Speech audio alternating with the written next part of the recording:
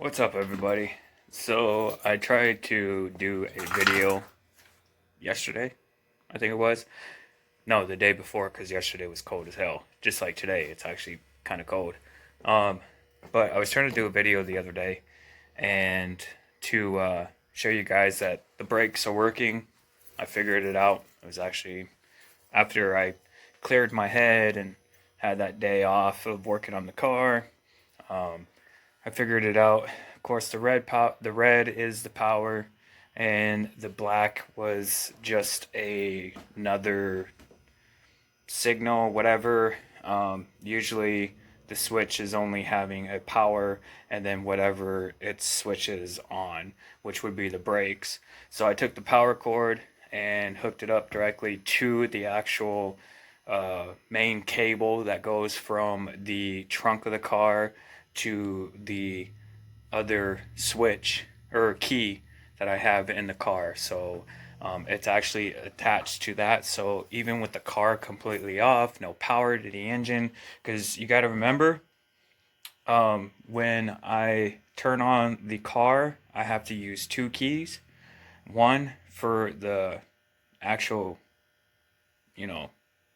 Jesus, I can't even talk right now, switchboard. That key, the racing key, whatever, that actually turns on the engine part.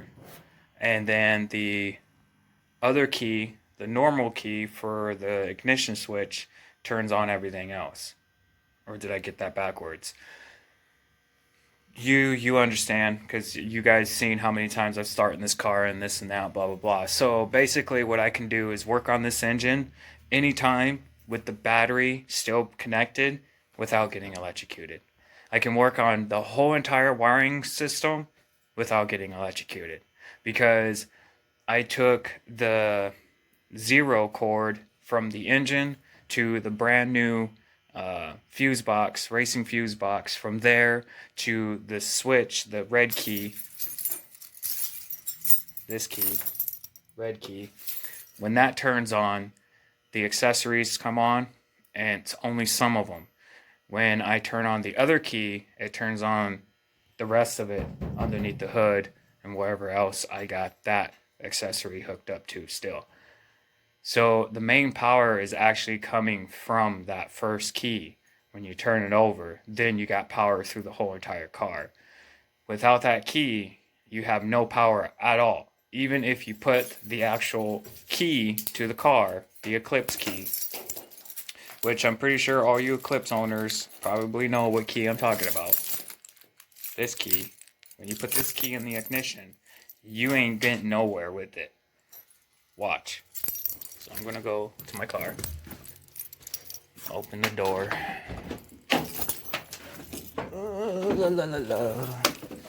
Get in the car, and I'll show you guys what I'm talking about. So here's the Eclipse key. I'm going to put it in the ignition. And remember, no power. See that? It's all the way over to the start. Nothing. Nothing at all. Okay? Now, I take the actual main key. If I can get it off my key ring here. There we go. Take this key. Put it in. You got power. Okay? Make sure I'm not in first gear here. Since I don't have a fucking e-brake. Take this key. Put it in. You don't even have to hit the clutch. Don't even have to push that in. Turn on the fuel and gas. Then turn the key.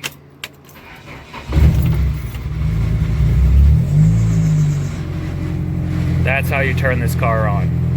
Or you can use the start button to turn it on as well. But the start button, you still have to have this key to turn it at least to the ignition to have this key, to have this running. So, because the light is only hooked up to the actual main area, only the light. The trigger for the push-in button is hooked up to this. So you still have to have this key to start this. So even if you got this key, got power to the car, turned it, and pushed this button in, you ain't going nowhere without that key. I wanted to make sure that I have a secondary key where nobody can't take this car at all. So yeah. And then on top of that, I do have a turn off and turn on switch under the hood for the main cable line for the Zero. So even if I say, for instance, I want to go somewhere to a big major populated area like a mall or something, or going into the city, I can actually open my hood, turn that switch off, just in case if someone figures out how to turn this on, turn on the car, and get power, they still can't, because the other secondary switch, which is underneath the hood, which here pretty soon I'm going to have hood locks on the hood. So you still have to have a key for the hood to get in, to get to that switch, to turn it on, to put the hood back on, lock it back down, get back in the car, turn this on, and then the key, and then the push button. That's how you get this car to run. But I'm not revealing where that third switch is at. If there is a third. Or is there a fourth? Anyways, I'm just having fun. So I think today what I'm going to do, like I said, the brakes are working. All the lights are working. The turn signals are working. My brights, low beams, everything is working. Interior lights are working. Of course, y'all just heard that it just started, so everybody knows it's been running since I got this car. Everything is working. I haven't had no issues with it. Right now, I think what I'm going to do is pop open the hood and get that RPM gauge. Probably, I mean, I really want to keep it in there because my wife, and she wants to learn how to drive my car. So I really want to keep that gauge in there, so when it's ready to shift, the light will come on, so she would know to shift. She has driven a standard before. I maybe I kind of did, because I did tell her, you're driving front seat now. In my last car, she did amazing. First time, didn't start well. She started out one time. That's when she was trying to get it into second gear, and I think it was when we were turning. So she did it one time, but other than that, she shifted the car so smoothly. She knew how to stop, everything else, and I just basically, told her, you got to feel for it, which she already knows because she drives a four-wheeler all the time. And the clutch for the four-wheeler is, the feet. You switch it with the feet. So, and her watching me, shifting and all that for so many years now with me driving a standard, she got used to it. So her first time in a rainstorm, mind you, from Palmer all the way to Gwin, is about, I don't know, I'd say about 45-minute drive, maybe a 30-minute drive. I can make it there in 20, actually.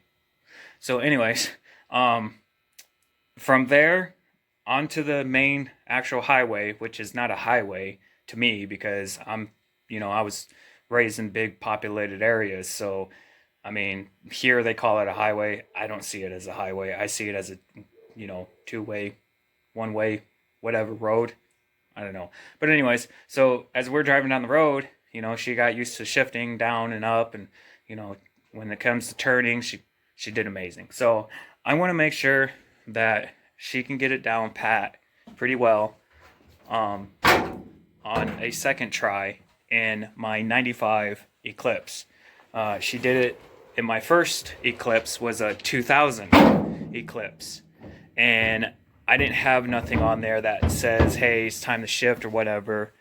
So when I told her about what I was going to do for this one, it was a good idea. So I'm going to make sure that my RPMs is working and my RPM shift is working her light, whatever. So that way she knows when to shift and everything else. So I'm going to go ahead and let you guys go because I realize, again, I'm talking too much.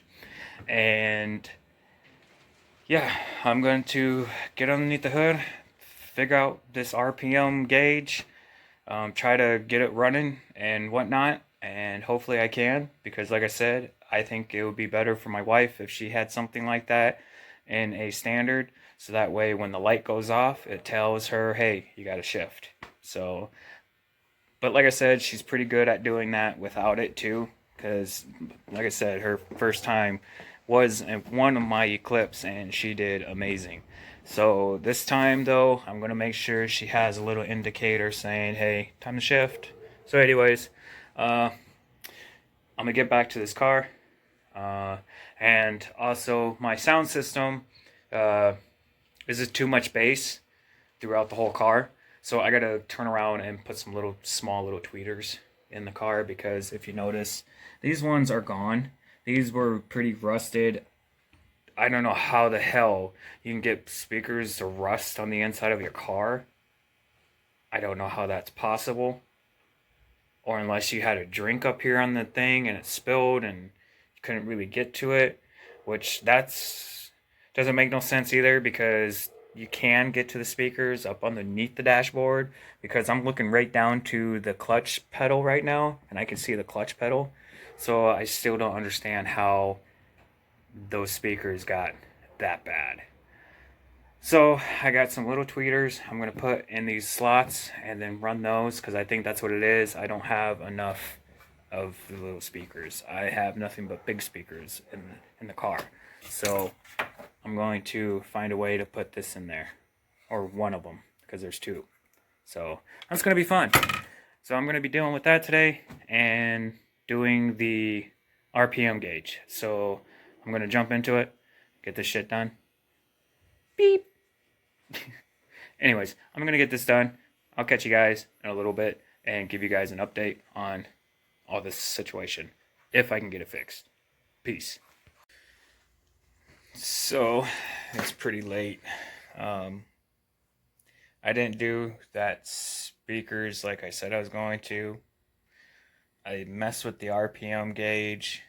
Still don't know what's going on. So, I'm not going to mess with that anymore. I'll figure that out later.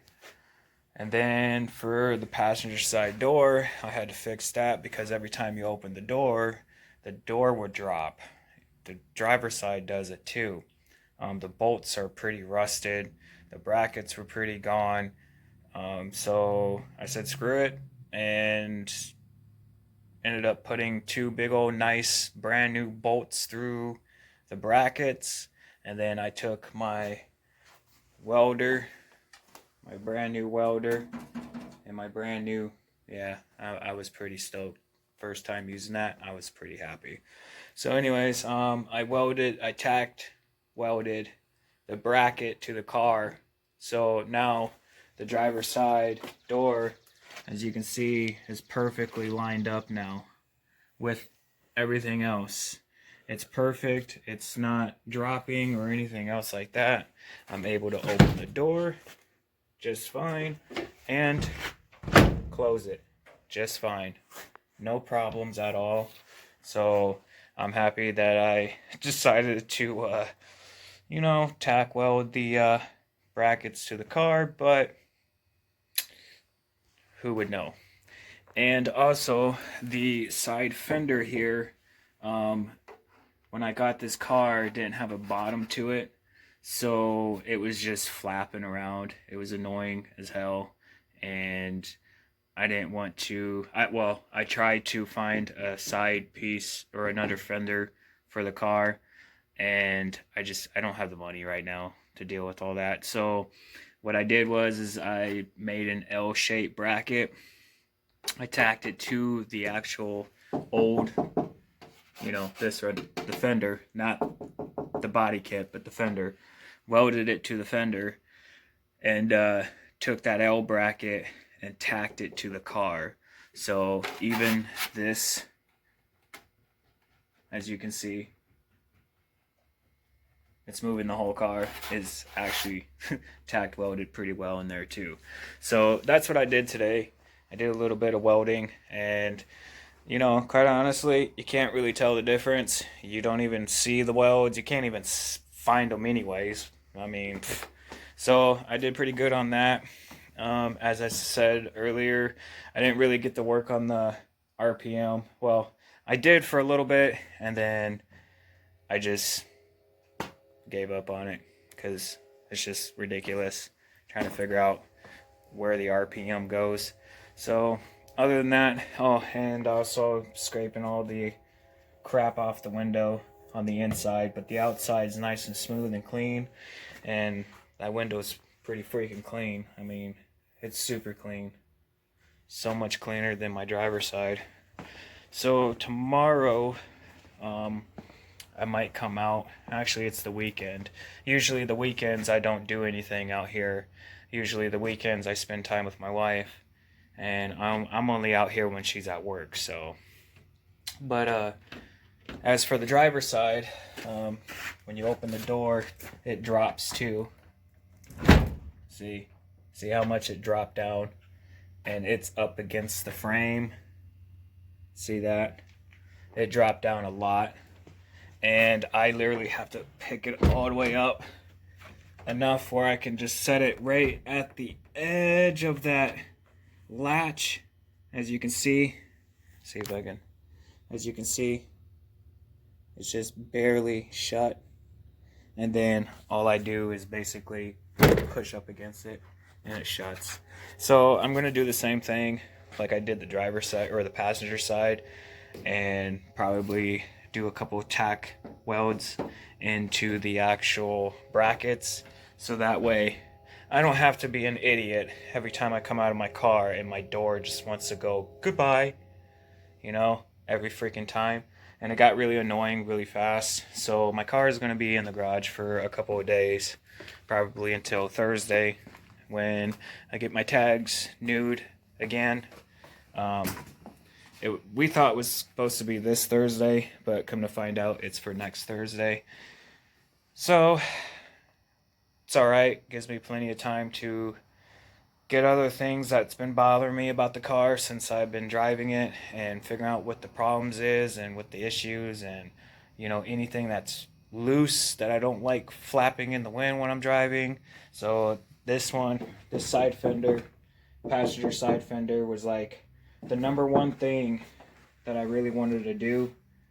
So I ended up doing that instead. For down here for the wide body kit, I do have to, you know, do another small angle piece and weld it to the car. That way I can put one of these down here, or two of them, so that way I can bend this back the way it used to be.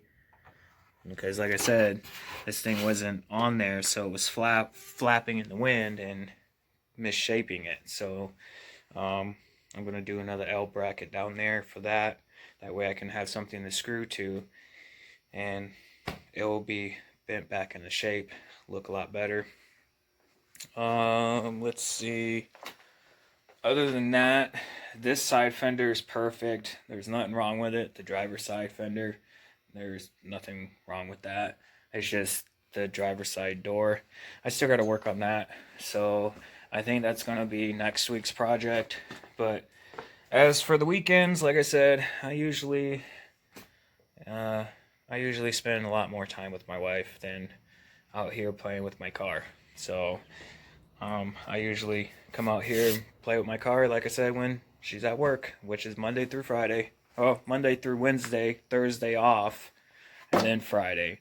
So my videos will be like Monday, Tuesday, Wednesday, Friday off, or Thursday off, and then Friday back on, and then Saturday and Sunday off. So that's probably how I'm going to keep my schedule on the videos. And sometimes I won't do a video every day because I don't really get down with the videos too much.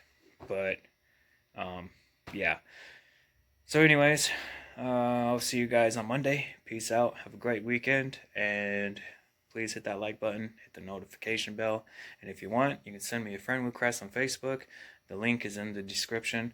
Other than that, peace out, everybody. Thank you very much for the support. I really appreciate it. You all have all been great. Peace.